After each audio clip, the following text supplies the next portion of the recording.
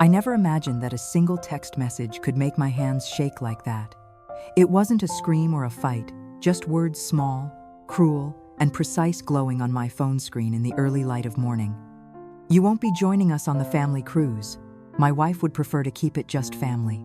It came from my son, Matthew, my only child, the same man I had gifted a fully paid home to not 6 months earlier, the house I had bled my savings for, the house I painted myself in soft creams and honeyed oak, believing I was giving him more than bricks. I was giving him stability, a legacy. Now, I wasn't family enough to sit beside him on a ship I'd offered to help pay for. My name is Olivia Gardner, and if you've made it this far, I'm glad you're here. Give this story a like, subscribe, and tell me in the comments where you're listening from. I want to know how far truth can travel, because the one I'm about to tell you tore through my family like a wildfire that refused to die. The message pulsed in the light, like an accusation. My chest tightened until I could hear my own heartbeat echo in my ears. For a moment, I just stared at it, as though maybe I'd misread it, as though maybe love had auto-corrected itself into cruelty. But no, those words were deliberate. I typed one word back. Okay, that was all. Just 4 letters. But they held the full weight of 30 years of motherhood, every bedtime story, every sacrifice, every holiday I spent alone, so he could have what I couldn't. When I pressed send, I could almost hear something inside me fracture. A second message followed, this time from Emily. "I hope you understand it's just simpler for everyone this way." Simpler. Of course it was simpler. It's always simpler when you discard the person who does the heavy lifting. I set the phone down on the counter, the cool marble pressing against my palm. My reflection stared back at me from the black screen, steady, composed, unreadable. No tears this time. I had cried enough in my life to flood a river, and all of it had watered other people's gardens. But as I stood there, something inside me shifted. It was small at first, like the first breath after surfacing from deep water.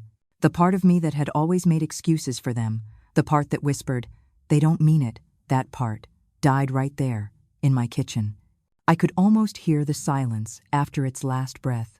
The house around me was bathed in the gentle gold of morning, yet it felt foreign, as if I were trespassing in my own life. On the walls hung the photographs I'd paid to frame Disney when Matthew was 8, Cancun when Emily joined the family, the Christmas cabin I'd rented so they wouldn't spend the holidays alone. Every smile in those pictures was funded by me. I remembered the day I handed them the house keys. Emily had clutched my hands with teary gratitude. "Oh, Olivia, you didn't have to do this," she said, eyes glistening. "You'll always have a room here, you know that." I'd believed her. Because mothers believe. That belief was my undoing. Now the rooms I had built for them echoed with absence, the laughter replaced by a silence that was no longer gentle, it was surgical. It cut through memory, through hope, through every illusion I'd once clung to. I looked down at my hands wrinkled, sure, but strong, and realized they had built everything these two now took for granted. My palms had held my dying husband, soothed my crying son, signed every check, and yet, all it took to erase me was one message. For a long while, I just stood there, listening to the faint hum of the refrigerator and the ticking clock. Each second stretched thin, taut with meaning. Then, slowly, I exhaled. I wasn't crying, I wasn't pleading, I was changing. That morning, I stopped being the kind of woman who waited for apologies. That morning, I became the kind who prepared. They thought I would accept this humiliation. They thought I'd smile and stay silent, the way I always had. They were wrong, because some betrayals don't break you. They forge you. The next morning, I woke before the Sunday. I sat at my kitchen table with a cup of coffee that had long gone cold, staring at the photograph of the house I'd given them, the one thing I had been most proud of. I remembered the way the realtor had smiled when I wired the last payment. "You're giving them a gift most parents never could," he said. And I'd smiled back, thinking it was love, not foolishness, that guided me. The house had seemed like a symbol back then, a second chance at family, a way to anchor Matthew after his father died. I'd chosen every detail myself. I even repainted the master bedroom lavender because Emily said it was calming. I still remember the smell of that paint, the way my hands cramped from holding the roller too tight. Every stroke was a prayer that maybe this would make them happy, maybe this would make them stay. Now, When I thought of those walls, I imagined my fingerprints embedded in the paint like ghosts. The first dinner I had there after the housewarming still clung to my memory. Emily toasted me with a glass of champagne, her voice all sweetness and charm. To Olivia for giving us a place to grow, to dream, to build our future. And everyone clapped. It was the kind of moment that feeds a mother's heart. But even then, there had been a faint dissonance under her words, something rehearsed, too polished, too deliberate. After they moved in, my visits grew shorter. Emily always had an excuse ready. Oh, the baby's asleep, or we're having company, or the house is such a mess right now, you wouldn't enjoy it. At first, I believed her. Then I stopped being invited altogether. It's a strange thing to realize that the home you built for others can make you homeless yourself. I ran my hand across the table now, feeling the grooves in the wood. It was the same table that once held my husband's briefcase, Matthew's school projects, the Thanksgiving dinners I cooked for people who barely looked up from their plates. I'd carried this table through every chapter of my life, from poverty to stability to betrayal, and suddenly, it felt too large for just one person. The morning light began to creep across the floor, touching the edges of the curtains I'd sewn years ago. I used to take pride in small things like that, the stitches, the color matching. Now, all I could see was the irony. Everything I had made for comfort was now evidence of my servitude. That was when the phone rang. It was Martha. She didn't even wait for me to say hello before she said, "I saw your text, Liv. I'm coming over." She was at my door less than an hour later, the way only true friends arrive unannounced, but exactly when you need them. Martha had known me for 40 years. She was there when Richard died, when I lost the house we first bought, when Matthew graduated. She had been through her own storms, divorce, cancer, loss, and yet she still carried herself like a fortress draped in silk. She took one look at me and didn't ask a single question. She just set her purse on the table and said quietly, "Tell me." I handed her my phone, screen still lit with the message. She read it once, twice, her expression tightening with each line. When she finally looked up, her voice was low. "They've been planning this, Liv." The words hit harder than I expected. "No," I said quickly. "It's just Emily. She gets into his head sometimes, but Matthew, he's not like that." Martha's lips pressed into a thin line. "Liv, you raised a good man, but you also raised a man who's never had to stand on his own. You've always been the safety net, and Emily knows it. She's been weaving that web for years." I stared at her, trying to process the truth that had been hovering just beneath my denial. Martha reached across the table and placed her hand on mine firm, grounding. "You made yourself small for them," she said, "and now they're acting like that's where you belong." Her words stung, because they were true. I had spent years shrinking to fit their comfort, paying their debts, babysitting their dog, writing checks under the pretense of helping. I had confused being needed with being loved. Martha leaned back, eyes sharp now. "You need to protect yourself, Liv, before they take more." I blinked. "Take more? They already have everything." "Have you checked your accounts lately?" she asked. "Do you know if your name's still on the title, or on your investments?" Her voice was calm, but laced with warning. I felt my pulse start to climb. I let Emily handle most of that," I admitted, ashamed. "She said it was easier for taxes." Martha exhaled slowly, shaking her head. "That's not easier, Olivia. That's exposure. Check. Everything. Tonight. If anything looks off, we go to a lawyer tomorrow." Her tone left no room for hesitation. For a long moment, neither of us spoke.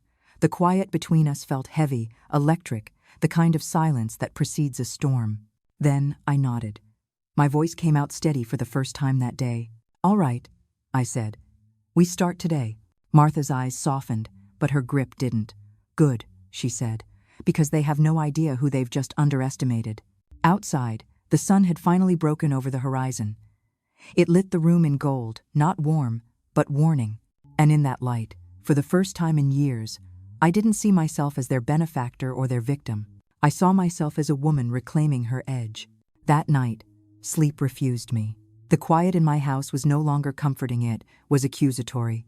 It hummed in the corners like a question I didn't want to answer. I lay in bed with my eyes open, staring at the ceiling fan turning in slow, indifferent circles. By 2:17 a.m., I stopped pretending. I got up, wrapped my robe around me, and padded to the kitchen. The tile was cold under my bare feet, grounding in a way that steadied me.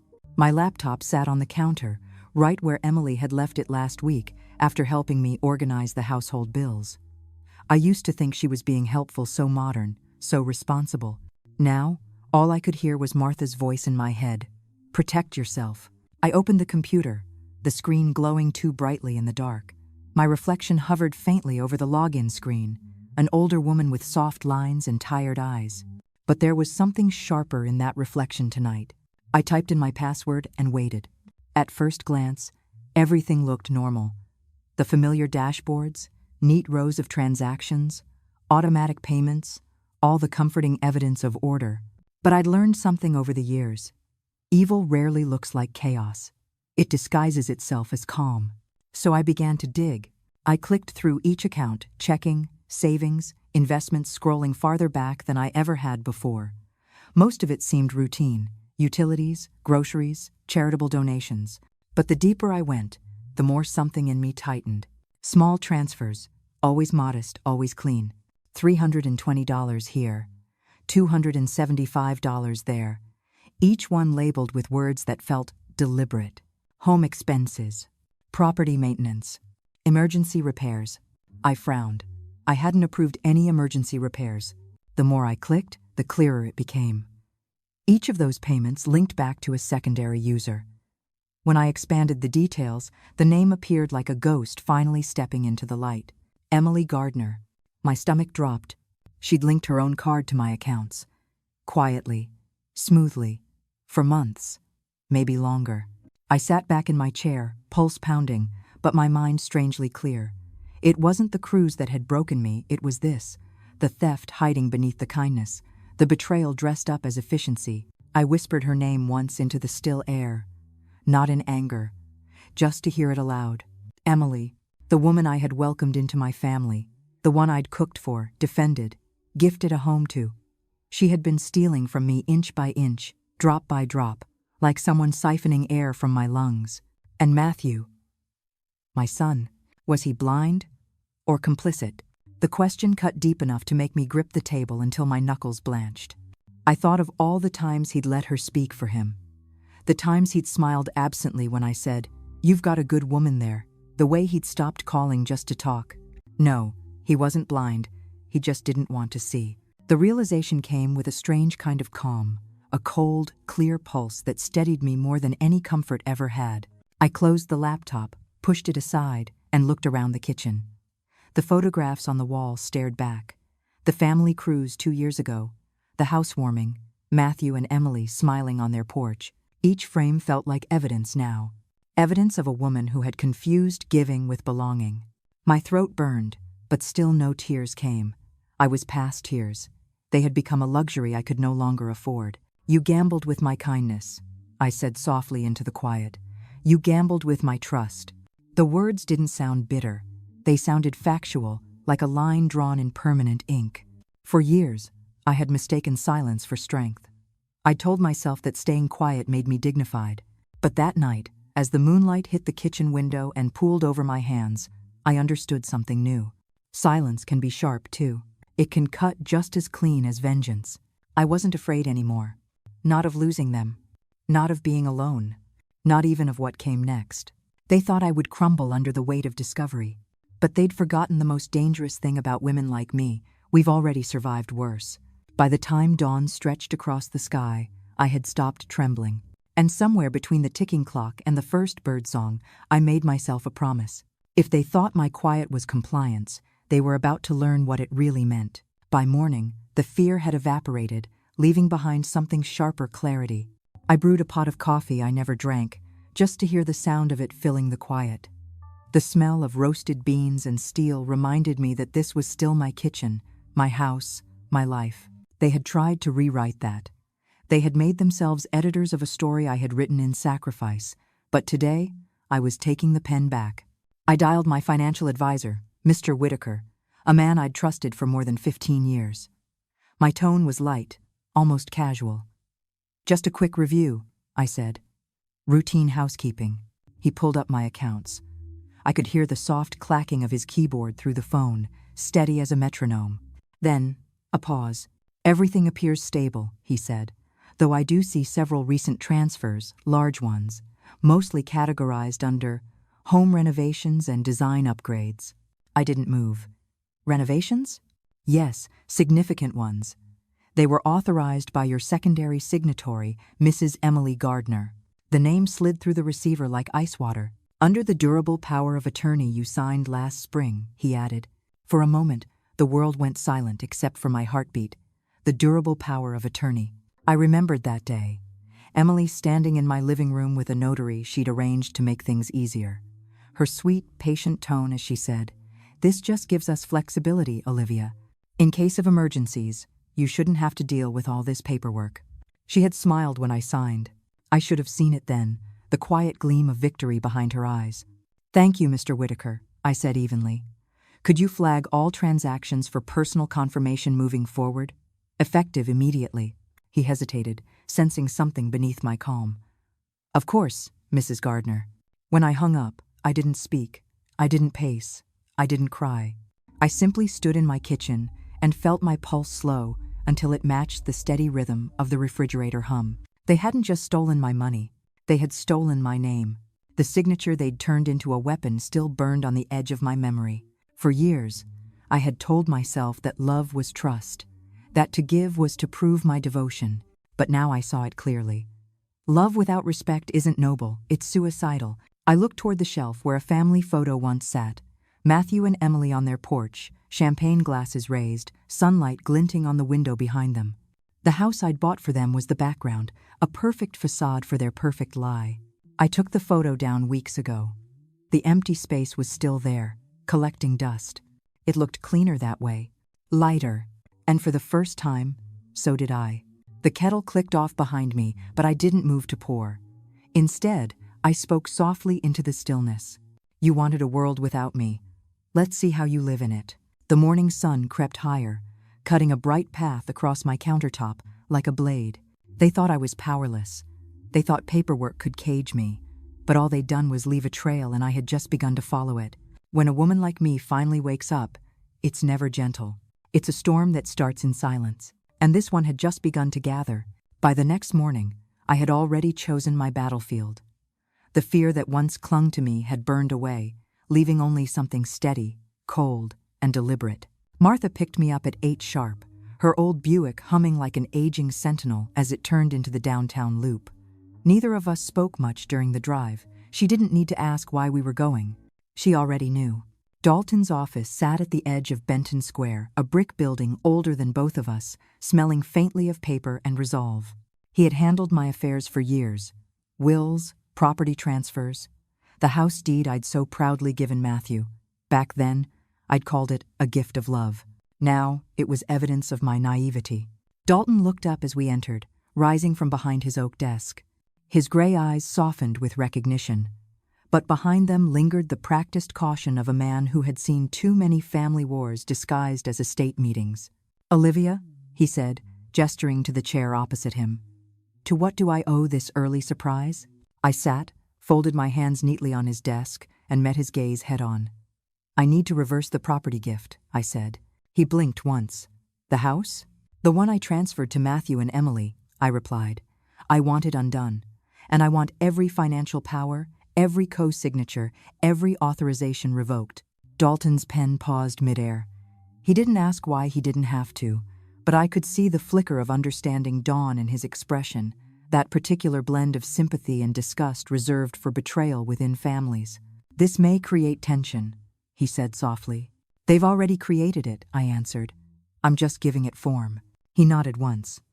"All right. Then we proceed. I'll start drafting the reversal petition today. But, Olivia, if there's financial manipulation involved, we'll need evidence." "There is," I said simply. Dalton leaned back, studying me.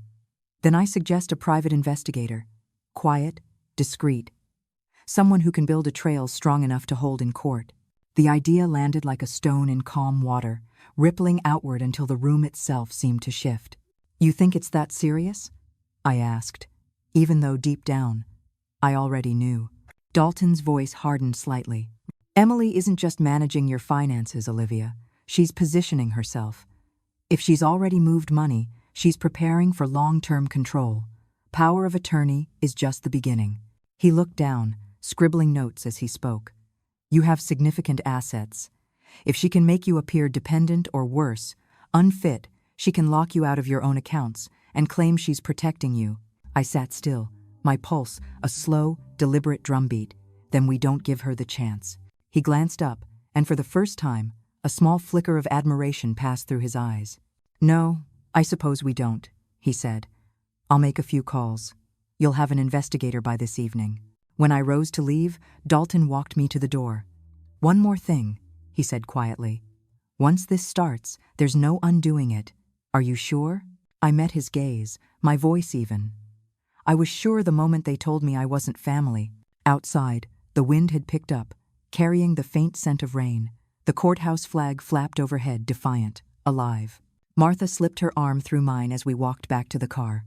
You all right? She asked. I'm fine, I said. And for once, I meant it. Because something remarkable happens when a woman finally stops asking to be treated kindly. She remembers what she's capable of when she stops waiting for permission. That evening, the investigator called. A man named Carter, recommended by Dalton himself. His voice was calm, clipped, professional. We'll start quietly, Mrs. Gardner. Bank records, email traces, property filings. If there's movement, we'll find it.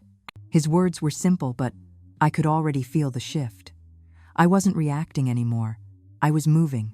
And somewhere, across some distant ocean, Emily and Matthew were probably toasting cocktails under a sunset they thought my money had secured for them. They had no idea what was already being set in motion. Let them enjoy the calm. The storm had already left the shore. The next morning, I found it before the coffee finished brewing. A plain white envelope had been slid under my door, so ordinary it almost looked like junk mail. But the handwriting on the sticky note stopped me cold. Just sign whenever you're ready, Mom. It'll make everything easier while we're away, Emily. Asia. Always easier. Her favorite word. I picked it up carefully, like it might detonate. The paper felt thick, expensive, the kind you use for contracts, not correspondence. I sat at the kitchen table and opened it. The smell of toner and new ink wafted up, sharp and sterile. Dozens of pages slid out, neatly bound with a single paperclip, each one perfectly formatted, every paragraph polished. At first glance, it seemed harmless. Updated estate management forms, streamlined asset protection, simplified authority clauses. It took me less than a minute to see the trap. Buried halfway through, in the middle of a long paragraph under Durable Authorization Revisions, was the real prize. Permanent, irrevocable power of attorney granted to Mrs. Emily Gardner for all financial, property, and medical decisions. Irrevocable. My breath caught, not from shock, but from recognition. I had seen this kind of thing before in hospital rooms, in widows' estates, in families where love was just a polite word for control, but never in my own. Emily hadn't even waited until I was gone. She was doing it while I was still breathing, erasing me gently, with paperwork and polite notes. I closed the folder, placed the pages neatly back in the envelope, and stared at it for a long time. The clock ticked. The coffee machine beeped. The world continued, as if nothing inside that envelope had just tried to bury me alive. My hands didn't shake this time. They were steady, deliberate, as I laid the envelope back on the counter exactly where I'd found it. Let her think I hadn't noticed. Let her think I was still that quiet, trusting woman who signed whatever was placed in front of her. I wasn't signing anything anymore. By noon, I was back in Dalton's office. He didn't greet me this time with small talk. He saw the envelope in my hand and understood before I said a word. They sent this while they're on their cruise, I said simply. He took it from me, scanned the pages, and exhaled through his nose. They're getting bold. This isn't just manipulative, Olivia. It's predatory. He looked up, meeting my eyes. If you had signed this, they would have had the legal right to sell your home, liquidate your accounts, even institutionalize you if you became inconvenient. My stomach turned, but I kept my face still. Then let's make sure they never get another chance. Dalton nodded, pulling open his drawer and retrieving a fresh folder. The reversal paperwork is ready, the asset freezes are drafted, and with this, he tapped the envelope. We have the final piece of proof. He hesitated a moment before adding, We'll move faster now. Quietly, but faster. I smiled faintly, a small, humorless curve. They wanted quiet, I said. They'll get it. That afternoon, I sat in my car outside the office for a long while. The sky was a grayish blue, heavy with the threat of rain. I watched the people crossing the street, young couples holding coffee cups, a mother guiding her child by the hand. For years I had been that mother, the one who made sure everyone else was safe, fed, comfortable, the one who never asked who would protect her in return. And now, for the first time, I was doing it, protecting myself. As I drove home, the first drops of rain began to fall against the windshield. Each one sounded like punctuation to a sentence I'd been writing for decades. They thought this was still their game, but they'd forgotten something simple and fatal. Quiet doesn't mean weak. Sometimes, it's the sound of a storm forming one that erases everything in its path. 3 days later, the rain had stopped, but the clouds hadn't moved. The world outside looked washed out, colorless, suspended. Inside, though, something was finally moving. Carter arrived just after noon, exactly as Dalton promised. He was not what I expected. Young early 40s, maybe, but with the steady calm of someone who had spent a lifetime untangling other people's lies. His suit was plain, his eyes were not. "Mrs. Gardner," he said as he shook my hand. "Let's get started." He set up his laptop at my dining table, the same table where Emily once planned her wedding seating chart and where Matthew had carved his initials into the underside as a child. For a moment, that memory twisted inside me, a flicker of tenderness that hurt more than anger ever could. Then it was gone. We began. Carter worked quietly, methodically, tracing every transaction, every signature, every login from my accounts. I watched in silence, the soft click of his keyboard keeping rhythm with the ticking clock. After an hour, he leaned back, exhaled, and said the words I had both expected and dreaded. "You were right to come to us." He turned the screen toward me. "Your daughter-in-law has been accessing your accounts regularly, multiple devices, all logged under your name. She's transferred money to linked cards under hers. But there's more." He clicked another file. "She's also used your name to open a secondary credit line.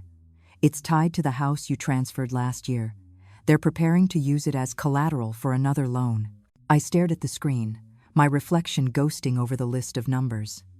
"A loan?" He nodded. "Private lender. High-value mortgage. If it had gone through, the property and by extension your assets would have been leveraged against their debt. You would have been liable." For a moment, the air left my lungs, not in panic, but in a slow, deliberate emptiness, like my body making space for something new. "Do they know you're investigating?" Carter asked. "No," I said quietly. "They think I'm still playing the fool." He nodded, a flicker of approval in his eyes. "Then let's keep it that way." When he left, the house felt still again, but it wasn't the same kind of stillness. It wasn't helpless. It was waiting. I walked through each room like I was seeing it for the first time. The soft lavender walls Emily had picked, the gleaming kitchen she'd called too dated before remodeling it on my dime. The bedroom Matthew once painted sky blue as a boy. Every inch of this house was built from my hands, my hours, my sacrifices, and they had turned it into a stage for their greed. That night, I sat at my desk and wrote down everything Carter told me, line by line, date by date. Every theft, every signature, every insult dressed as kindness. Then I wrote one more sentence just for me. "You built this family on love, Olivia. Now you'll rebuild your life on truth." When I set the pen down, I didn't feel grief anymore, just clarity. This wasn't a collapse. It was an awakening. They thought they could take everything from me quietly, like pulling silk from a spool. But they forgot who wove it in the first place. Tomorrow, Dalton would file the reversal. The accounts would be frozen. Every link Emily had created would be erased, every thread cut clean. And when they came home from their perfect, stolen vacation, they would find that the house they'd gambled on was already gone. The power they'd built was mine again. I whispered to the window, to the night itself. "You thought my silence meant surrender, but it was just the sound of me sharpening my blade." Dalton called early the next morning. His tone was brisk, efficient, but I could hear something else beneath it, momentum. "It's time," he said. "Everything's ready for signature." I drove to his office under a cold, silver sky. Benton Square was half awake, the streets wet from last night's rain, the air smelling faintly of asphalt and lilacs. It reminded me of the morning Matthew was born, that same strange mix of hope and exhaustion. How peculiar, I thought, that both moments could feel like beginnings. Dalton was waiting with the papers already spread neatly across his desk. The reversal documents, the asset freeze orders, the official revocation of Emily's power of attorney. Each page looked harmless, clean margins, professional fonts, but I knew better now. Paper could wound deeper than any blade. He gestured toward the pen beside them. "Whenever you're ready." For a moment, my hand hovered above the first page. I wasn't trembling that part of me was gone. What I felt instead was weight. Not fear, not guilt, just the undeniable gravity of choice. I signed. One stroke, then another. Each signature felt like pulling thread from a wound, painful, necessary, cleansing.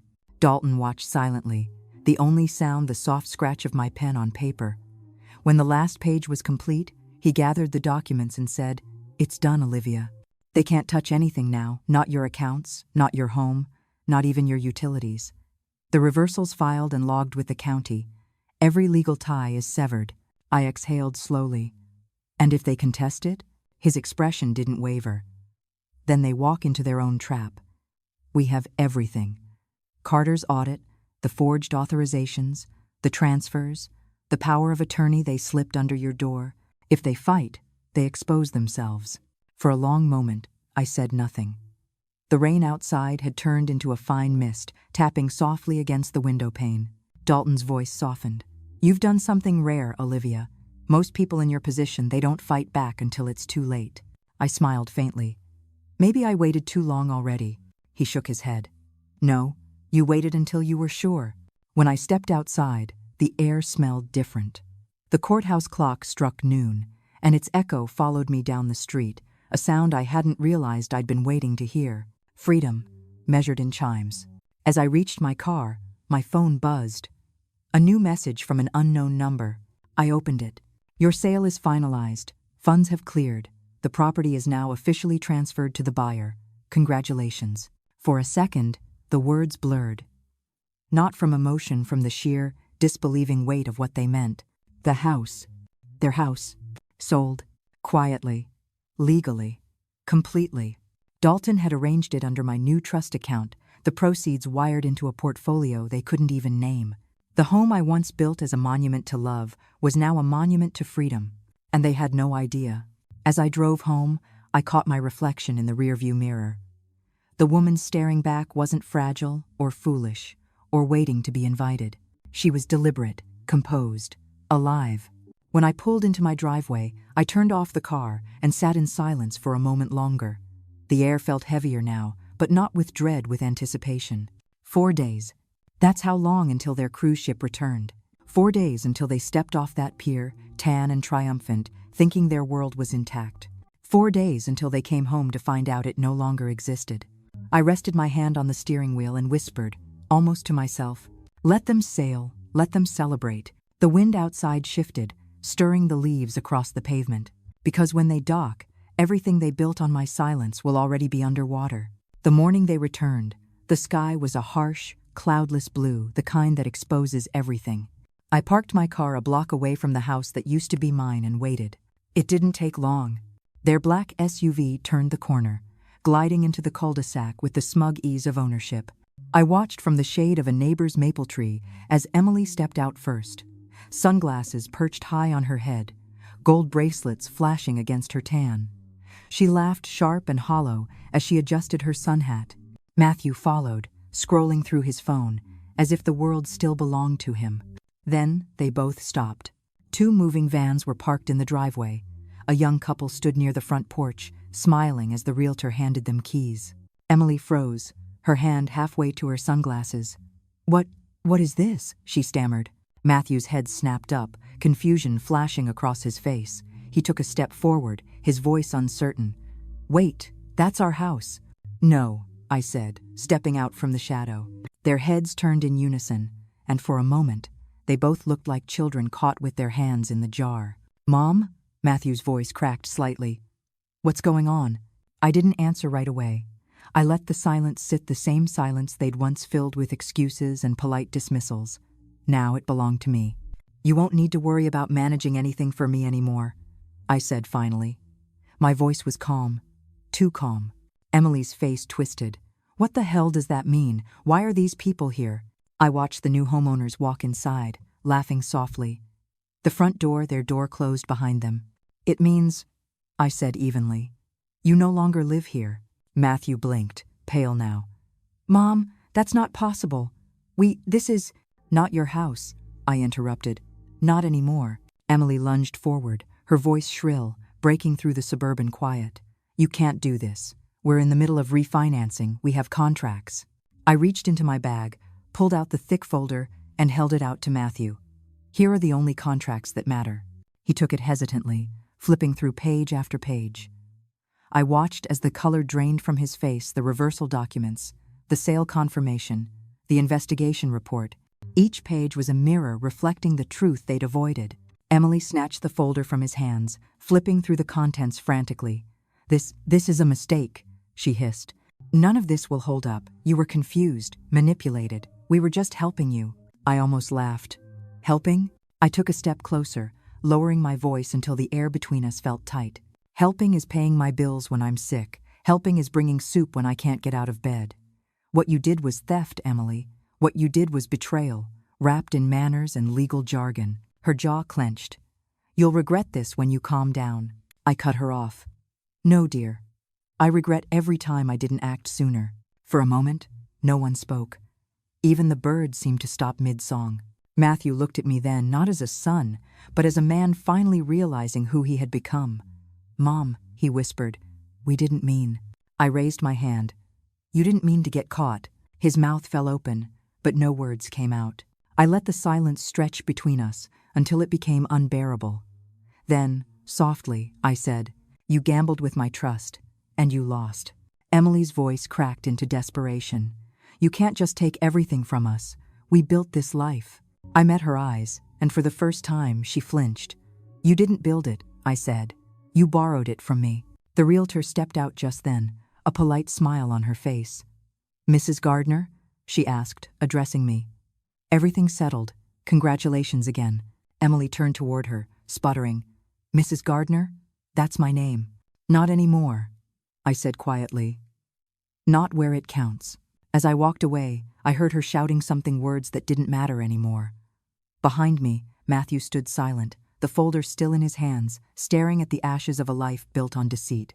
For years, I had been their foundation. Now, I was their fault line. When I reached the car, I didn't look back. Not at the house. Not at them. I just whispered to myself, you took my silence for weakness. But it was the sound of me building an exit. I didn't have to imagine their faces when they realized the truth. I saw them. Emily's perfect composure cracked first. Her lips trembled, color flooding her cheeks as she spun on Matthew. Do something, she hissed, as though he could rewind the world with a single command. Matthew just stood there, clutching the folder like a drowning man holding driftwood. His mouth opened, but no sound came. I stayed still, letting them stew in the silence they'd once used against me. The quiet was mine now, it spoke louder than rage ever could. Emily finally found her voice. You think this fixes anything? She spat. You'll end up alone, Olivia. You'll die alone in some tiny apartment while everyone forgets your name. I almost smiled. At least I'll know the name on the lease is mine. Her jaw tightened. You ungrateful. Stop, Matthew interrupted softly, his tone fragile. Just stop. She turned on him, eyes blazing. Don't you dare defend her. She's destroying everything we've built. He looked at her then, the way a man looks when he finally recognizes the cage he's helped build. What we've built, he said quietly, or what you took. Her mouth opened, but nothing came out. For a second, her confidence faltered just long enough for me to see the fear underneath. I stepped forward, lowering my voice until every word landed like a nail sealing a coffin. You used my love as currency, Emily. You turned my son into collateral, and you thought you'd walk away untouched. She glared at me, trembling with fury. You can't prove. I held up the second folder. Thinner, but heavier somehow. Oh, but I can. Inside were copies of every transaction Carter had uncovered. Every fraudulent authorization. Every falsified document she'd slipped beneath my door while smiling into my face. Her breath hitched as she flipped through the pages, The color drained from her skin. "You wouldn't try me," I said. Matthew reached for the folder, but she jerked it back, her hands shaking. "You don't understand," she said, voice breaking. "We needed help. Things got tight. Matthew lost hours at work, and you had all this money just sitting there." "Just sitting there?" My tone turned sharp. "That money was my husband's life, my savings, my safety. You don't steal safety from someone who gave you shelter." Matthew swallowed hard, eyes darting between us. "Mom." I didn't know. I swear, I didn't know everything she was doing. But I could see it, the guilt creeping up his throat like smoke. He hadn't known every detail, maybe, but he hadn't asked either. Because not knowing had kept his hands clean. I took a deep breath. "You didn't need to know, Matthew. You just needed to notice." His eyes filled with tears, but I was past rescuing him. "I was your mother," I said softly. "You made me your target." He flinched. Emily turned away, her face twisted into something wild. "This isn't over," she hissed. "Oh, it's over," I said. "You just don't know it yet." I turned to leave. Behind me, their voices blurred panic, pleading, accusation. I didn't look back. I didn't need to. Every woman who's ever been betrayed learns this truth eventually. You don't need to raise your voice when the evidence already screams for you. By the time I reached my car, the sun was setting, turning the street gold and red, the same colors as freedom if you looked closely enough. As I drove away, I glanced in the rearview mirror one last time. Emily stood frozen on the driveway, her sunglasses slipping down her nose, her world collapsing around her. Matthew just stood there, staring at the house as if willing it to return.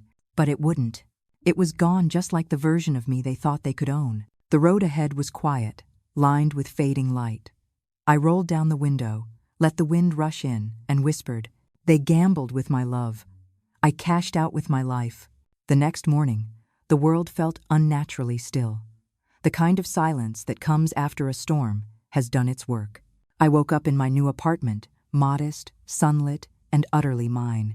No photographs of smiling faces that hid betrayal. No reminders of debts disguised as gratitude. Just clean air and the hum of peace. I brewed coffee, the simple act feeling like a declaration. The aroma filled the kitchen, warm and steady. I didn't need to check my phone to know what was waiting. When I finally did, there they were. 17 missed calls. Goosey voicemails. One text. "Mom, please. We just need to talk." Matthew's name glowed on the screen. For a moment, I felt the old instinct, that aching pull to fix things, to soothe, to forgive. But I had learned something about love. Sometimes, mercy only feeds the beast that bites you. I didn't reply.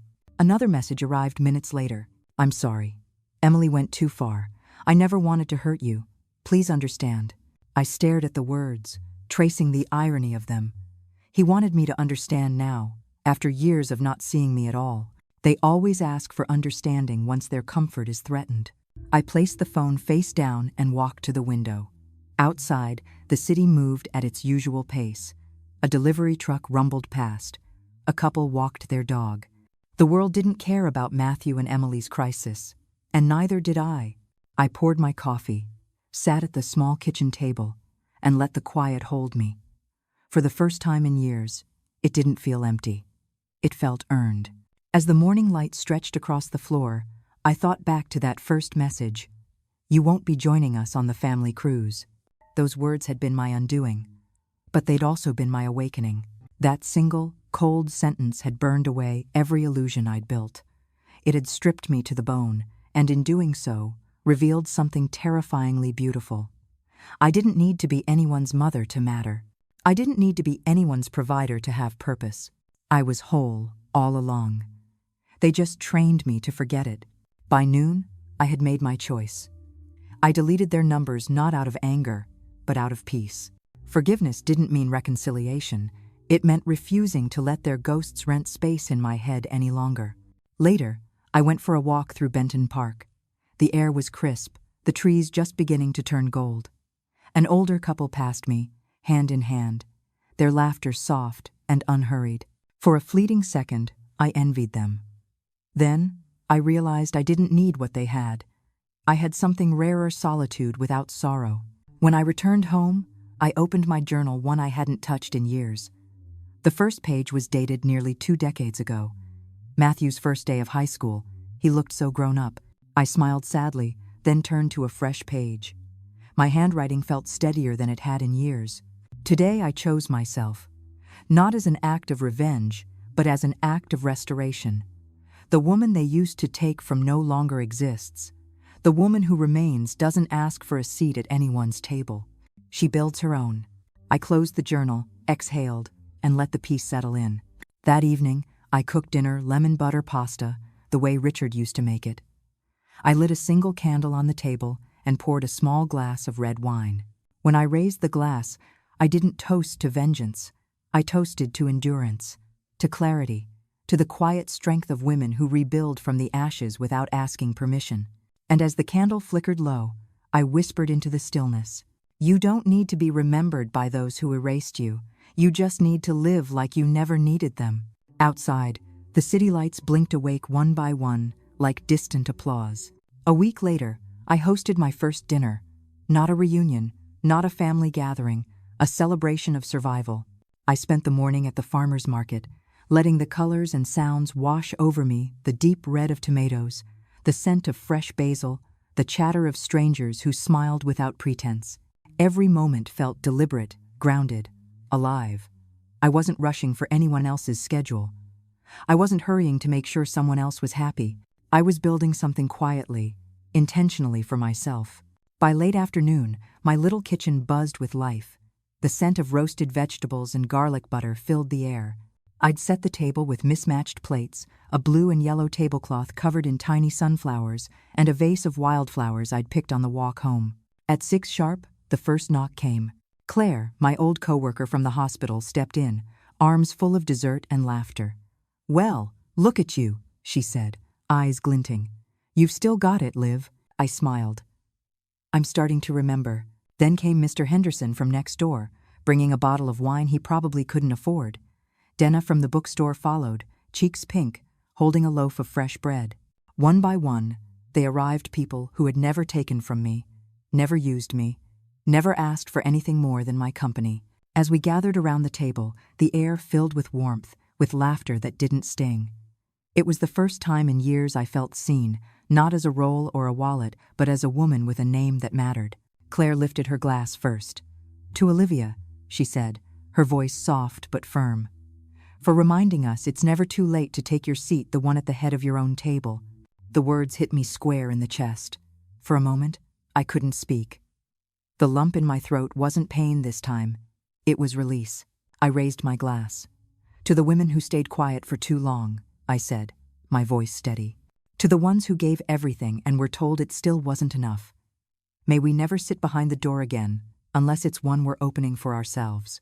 Laughter, cheers, clinking glasses, the sound of healing.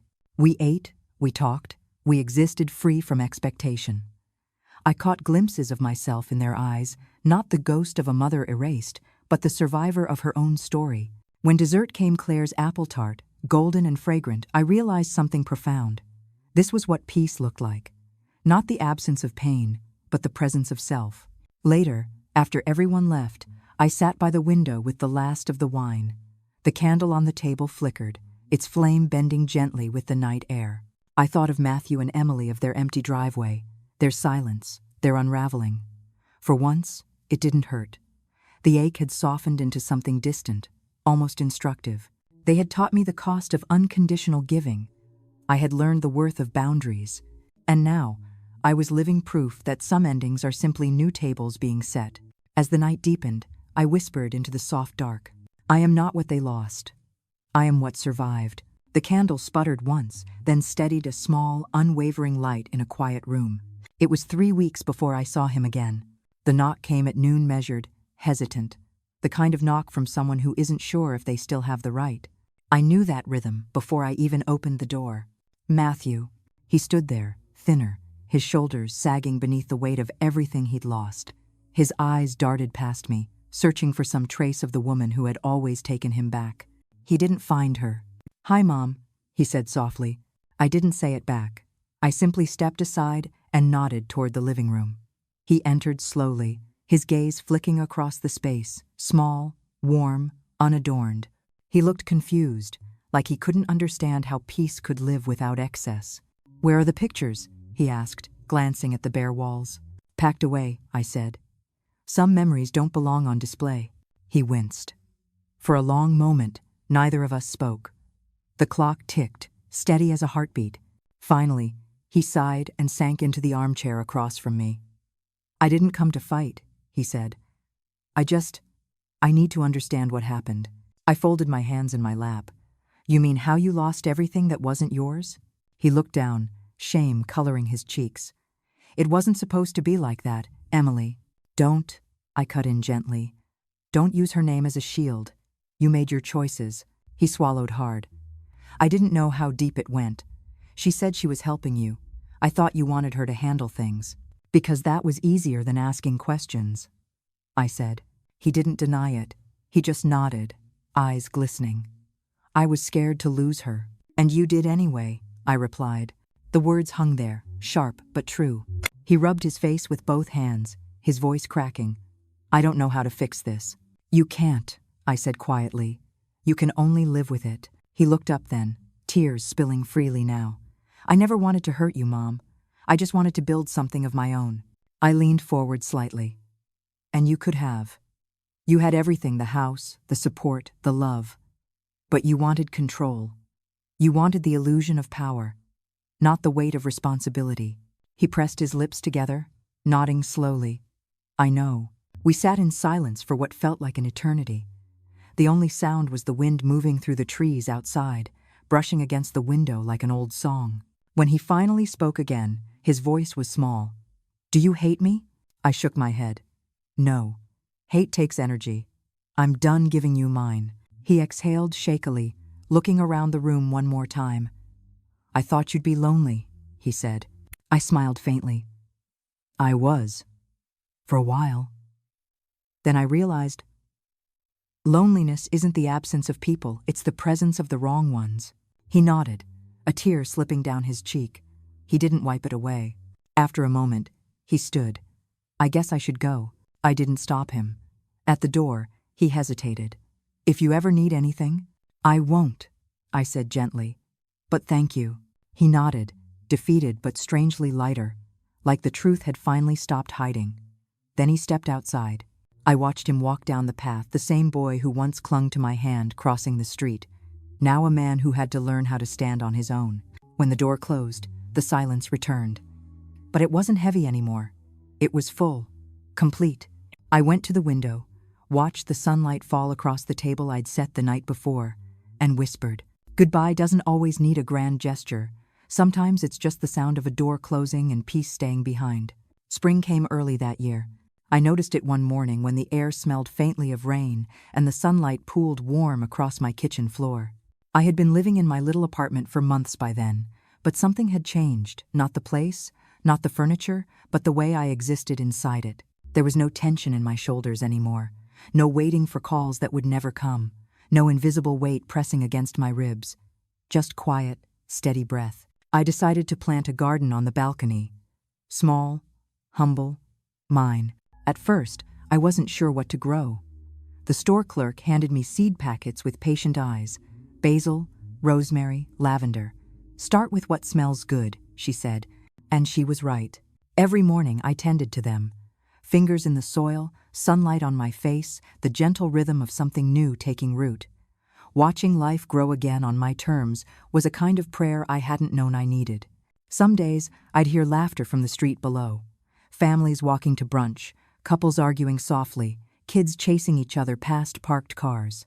I didn't envy them. I didn't ache. I just listened the way you listen to music you don't need to dance to anymore. One afternoon, Claire stopped by with coffee, and that familiar, mischievous grin. "You're glowing," she said, dropping into the chair beside me. "I almost didn't recognize you without that haunted look." I laughed, genuinely. "Guess I finally exorcised my ghosts." She smiled at the little terracotta pots lined up neatly by the railing. "And replaced them with herbs. That's an upgrade." We sat there for a long time, sipping coffee, the scent of lavender drifting between us. The world moved at its own unhurried pace, and for once, I didn't feel behind. When Claire left, I stayed out there until the sky turned amber. I thought about everything that had happened, the house, the lies, the undoing.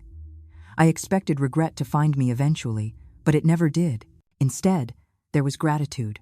Gratitude for the pain that taught me to stop mistaking sacrifice for love. Gratitude for the betrayal that finally set me free. Gratitude for the silence that no longer scared me. As the sun dipped below the horizon, I whispered softly to my plants, "You start small, you grow slow, but you grow anyway." Somewhere in the distance, church bells rang. Their echoes reached me faintly, each chime a reminder. Endings don't erase you, they reveal you.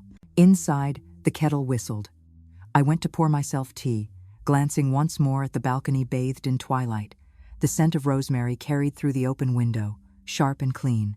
It smelled like resilience. It was a Sunday when I realized I hadn't thought about them in weeks. No flash of anger when I woke. No phantom ache when I passed a family at the market. Just stillness, a quiet, honest stillness that filled the corners of my home like sunlight. The garden had bloomed wildly by then. The lavender had grown tall and unruly, and the rosemary spilled over its pot like it was claiming space it had always deserved. I smiled at that. Maybe we were alike, the rosemary and I. We both needed time, pruning, and a little sunlight to remember what we were capable of. That afternoon, I sat at my little table by the window with my journal open. The same one that once held grocery lists and budgets now held something better. Proof of life. I flipped to a blank page and began to write.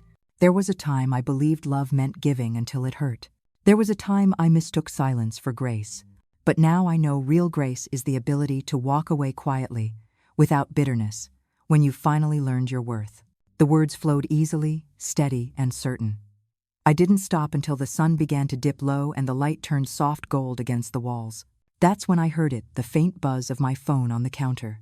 A new message. Matthew again. Just wanted to let you know, we're moving out of state, starting over. No apology this time. No excuses. Just a statement. For a moment, I felt a tug, not of pain, but of closure. I typed 2 words, take care. And then, before I could change my mind, I deleted the thread. I walked back to the window and watched the sky turn pink, then purple, then deep indigo. The streetlights blinked on one by one, gentle and unhurried. I took a deep breath, filling my lungs with the scent of lavender and rain. This was peace. Not the fragile, temporary kind that depends on other people behaving. This was the kind that grows roots inside you and stays, no matter who leaves. I poured myself a cup of tea, took it out to the balcony, and raised it toward the night sky. To every woman who learned the hard way that love doesn't mean surrender, I whispered. To the ones who gave too much, forgave too soon, and finally found themselves in the aftermath. The tea was warm, the air cool, the stars unbothered. And in that moment, I wasn't a mother, or a victim, or a name left off a family list. I was simply me, whole, unbroken, and finally free.